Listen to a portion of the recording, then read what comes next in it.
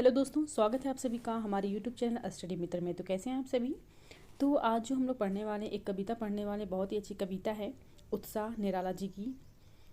तो उत्साह कविता पढ़ने से पहले हम लोग संक्षिप्त रूप में लेखक परिचय कर लेते हैं।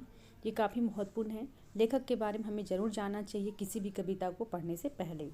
तो सूर्यकांत त्रिपाठी निराला जी छायावाद के कवि माने जाते हैं। इनका जन्म कब हुआ था? 1889 ईस्वी में हुआ था। कहाँ हुआ था? बंगाल के महिषादल में। ठीक है। मुख्य रूप से देखा जाए तो ये उन्नाव जिला के रहने वाले थे, जो कि उत्तर प्रदेश में है। अगर इनकी शिक्षा दीक्षा की बात की जाए तो संस्कृत, बांग्ला, अंग्रेजी का इन्हें बहुत ही अच्छी जानकारियाँ थी। इसके साथ साथ इन्होंने दर्शन शास्त्र का भी गहरे से अध्ययन किया था, यानी गहराई पूर्वक इन्होंने अध्ययन किया था। और किसके विचारों से प्रभावित थे ये? तो रामकृष्ण परमहंस और विवेकानंद के विचारों से काफ़ी प्रभावित थे, और जो कि इनकी रचनाओं में भी हमें देखने को मिलता है। ठीक है। इनकी प्रमुख रचनाएं कौन कौन सी है? तो अनामिका, परिमल, गीतिका, कुकुरमुत्ता, नए पत्ते और राम की शक्ति पूजा, ये सभी इनकी रचनाएं महत्वपूर्ण रचनाएं मानी जाती है। निराला जी को छायावाद का महेश भी कहा जाता है। निराला जी को छायावाद का क्या कहा जाता है? महेश कहा जाता है। छायावाद में 3 कवि जो हुए थे मुख्य रूप से, प्रसाद, पंत और निराला। तो उन्हें ब्रह्मा, विष्णु, महेश कहा गया। तो महेश किन्हें कहा गया था? निराला जी को कहा गया था। और छायावाद में 4 स्तंभ के कवि भी हुए थे, यानी छायावाद स्तंभ के 4 कवि हुए थे। कौन कौन? प्रसाद, पंत और निराला। उसमें एक और थी महादेवी वर्मा। तो ये भी आपको जानना चाहिए। चलिए अब जानते हैं इनके द्वारा जो रचित कविता है उत्साह, उसका क्या भाव है, उसका अर्थ क्या है। ठीक है। उत्साह कविता जो है यह निराला जी की एक आह्वान गीत है, जो कि बादलों को संबोधित किया गया है। बादल निराला जी का प्रिय विषय है, और कविता में बादल में, यानी बादल का एक तरफ पीड़ित प्यासे जन की आकांक्षा को पूरा करने वाले बताया गया है, तो दूसरी तरफ वहीं बादल की नई कल्पना और नए अंकुर के लिए विध्वंस, विप्लव और क्रांति चेतना को संभव करने वाला भी बताया गया है। कवि जीवन को व्यापक और समग्र दृष्टि से देखता है। कविता में क्या है? ललित कल्पना और क्रांति चेतना दोनों हैं। तो आइए जानते हैं इस उत्साह कविता के बारे में, क्या है इनका मुख्य अर्थ।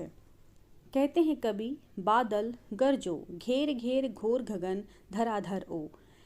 कहते हैं कवि कि बादल तुम आओ और गरजो, जोर से बरसो, घेर घेर यानी पूरे आकाश को घेर कर तुम जोर से बरसो। आगे कहते हैं कवि, ललित ललित काले घुंघराले, बाल कल्पना से पाले। ललित ललित से तात्पर्य क्या है? सुंदर सुंदर, कोमल कोमल। तो यहाँ पे कवि जो है बादल का स्वरूप चित्रित करते हुए कहते हैं कि तुम जो है बादल कैसे दिख रहे हो? तो काले, जैसे बच्चों के, छोटे बच्चों का जैसे घुंघराला बाल होता है, वो बहुत ही प्यारा दिखता है। घुंघराले बाल मतलब करली बाल। ठीक है।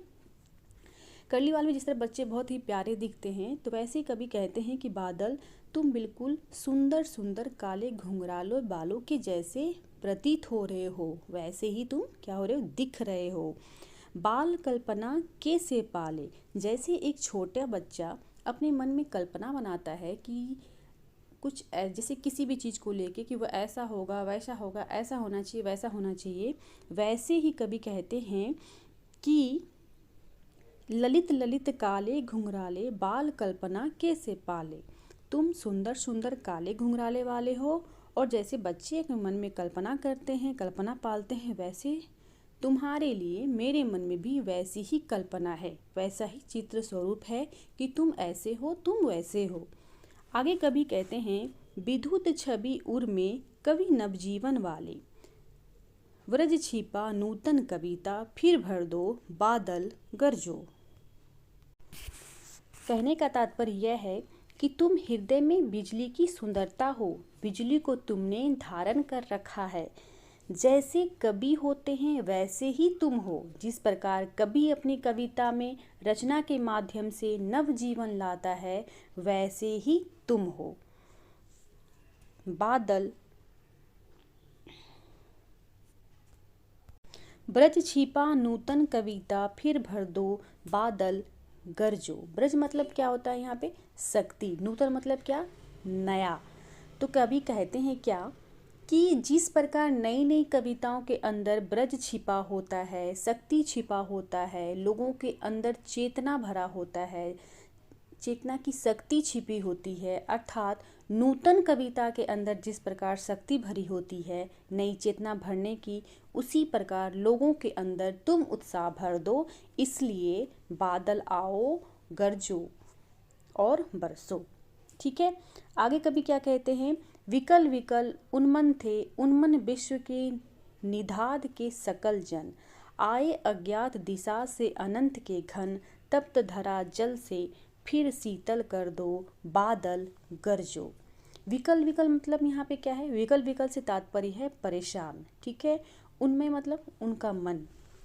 तो कवि कहते हैं कि यहाँ पे कि इस विश्व के संसार में सारे लोग क्या हैं, गर्मी से परेशान हैं, व्याकुल हैं, उनमें हैं, उन मतलब उनका मन नहीं लग रहा है किसी भी काम में, इसलिए आकाश में, इस आकाश में बादल किसी भी अज्ञात दिशा से आ जाए, अनजानी दिशा से आ जाए और आकर यहाँ पे जो धरती तप रही है गर्मी के कारण, उसे फिर से पानी से उसे क्या करो, शीतल कर दो, ठंडा कर दो, इसलिए बादल तुम आओ और गरजो, यानी कि तुम बरसो। तो कविता का यही भावपूर्ण अर्थ था। कवि बादल से आह्वान करते हैं और उन्हें बरसने के लिए कहते हैं। जो यह धरती है जो गर्मी से तप रही है, उसे अपने बादल के पानी से, यानी कि बादल जब गरजेगा तो धरती पे जो गर्मी है, गर्मी से जो लोग परेशान हैं, इस विश्व में जो लोग परेशान हैं, गर्मी से व्याकुल हैं, उसके मन को थोड़ी ठंडक पहुँचेगी, या धरती को क्या है, ठंडक पहुँचेगी, शीतलता पहुँचेगी। ठीक है, उम्मीद करती हूँ ये कविता आपको समझ में आई होगी और अच्छी भी लगी होगी। अगर अच्छी लगी होगी तो लाइक ज़रूर करें, शेयर करें और कमेंट ज़रूर करें। मिलते हैं अगली कविता में अगले टॉपिक के साथ, तब तक के लिए धन्यवाद।